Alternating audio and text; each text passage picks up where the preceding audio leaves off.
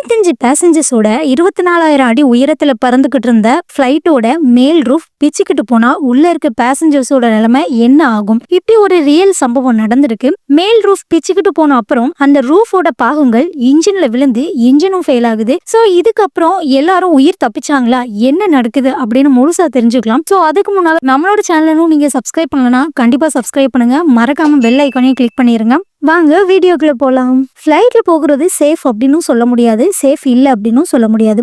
அந்த வகையில 1988 ஏப்ரல் 28 மதியம் 1:30 அலோஹா ஏர்லைன்ஸ்க்கு சொந்தமான போயிங் 737 விமானம் ஹீலோ ஏர்போர்ட்ல இருந்து ஹோனலுலு அப்படிங்கிற ஏர்போர்ட்க்கு பறந்து போயிட்டு இருக்கு. அன்னைக்கு இந்த பிளைட் 3 முறை தன்னோட ட்ரிப்பை முடிச்சுட்டு தான் வந்திருக்கு. அது மட்டும் இல்லாம இந்த பிளைட் ஷார்ட் ட்ரிப்க்கு மட்டும் தான் யூஸ் பண்றாங்க. வெதர் கூட அன்னைக்கு ரொம்ப நல்லா இருந்திருக்கு. சோ எந்த ப்ராப்ளமும் இல்லாம நல்லா தான் போயிட்டு இருந்திருக்கு. இந்த பிளைட்டோட பைலட்டான ராபர்ட் 67,000 பிளைட் ஹவர்ஸ் எக்ஸ்பீரியன்ஸ் வச்சிருக்காரு. கூடவே கோ பைலட்டான Tom King 3600 flight hours experience வச்சிருக்காங்க. சோ 2 பேருமே ரொம்பவே திறமையான எக்ஸ்பீரியன்ஸ் பைலட்ஸ் தான். சோ இப்போ பிளைட் டேக் ஆஃப் ஆக ரெடி ஆகுது. பிளைட்டையுமே இன்ஸ்பெக்ட் பண்ணதுல பிளைட்ல எந்த ப்ராப்ளமும் இல்ல அப்படின்னு ரிப்போர்ட் கொடுக்கப்படுது. சோ ஃபர்ஸ்ட் ஹோனலுலுல இருந்து ஹீலுக்கு போய் தரையிறங்குது.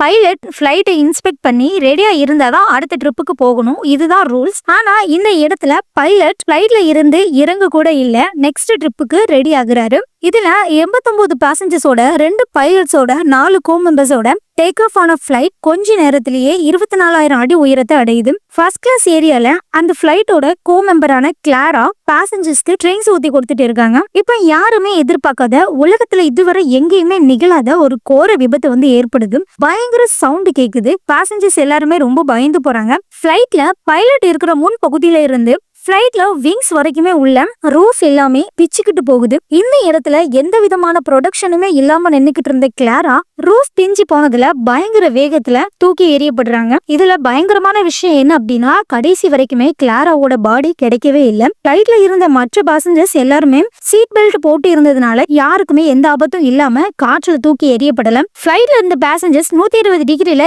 எல்லாத்தையுமே பாக்குறாங்க. ஆனா அங்க ஸ்கை மட்டும் தான் தெரியுது, வேற ஒண்ணுமே இல்ல. இப்போ பிளைட் டோட்டலா கண்ட்ரோல இழக்க தயாராகுது. பைலட்டால பிளைட்டை கண்ட்ரோல் பண்ணவே முடியாத அளவுக்கு பிளைட் மேலேயும் கீழேயுமா பறக்குது.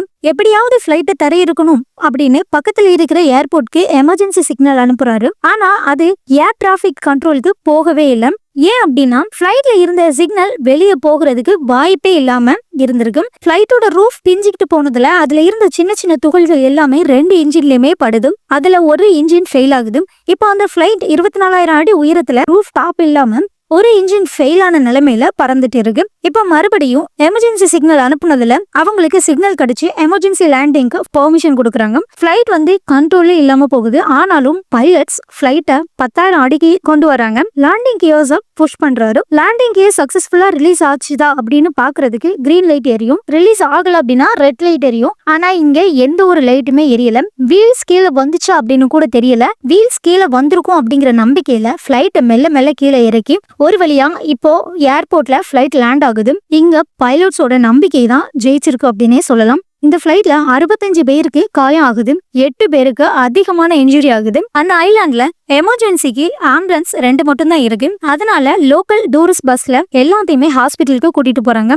இந்த பிளைட்டை இதுக்கப்புறம் யூஸ் பண்ணவே முடியாது அப்படின்னு டிஸ்மாண்டில் பண்றாங்க. பிளைட்ல நடந்த ஆக்சிடென்ட்க்கு என்ன காரணம் அப்படின்னு ரிசர்ச் பண்ணதுல இந்த 737 மாடல் பிளைட்டுக்கு 75,000 பிளைட் சைக்கிள் மட்டும்தான் தாங்கும். ஒரு முறை டேக் ஆஃப் ஆகி லேண்ட் ஆனா அது ஒரு சைக்கிள். ஆனா இந்த பிளைட் அதை தாண்டி 89,680 முறை பிளைட் சைக்கிளை கடந்திருக்கு. அது மட்டும் இல்லாம இந்த பிளைட்டோட லைஃப் டைம் முடியறதுக்கு இன்னும் 1 வருஷம் தான் இருக்கு. நெக்ஸ்ட் ட்ரிப்பு போகிறதுக்கு முன்னால பைலட் ஒன் டைம் பிளைட்டை இன்ஸ்பெக்ட் பண்ணி இருக்கலாம் அப்படின்னு தோணுது. சேஃபா பைலட்ஸ் எல்லாரையும் லேண்ட் பண்ணதுனால எந்த ப்ராப்ளமும் இல்ல. சோ ஒரு வழியா எப்படியோ பைலட்ஸ் உள்ள இருந்த எல்லா பேசஞ்சர்ஸையுமே காப்பாத்திடுறாங்க, கிளாராவை தவிர.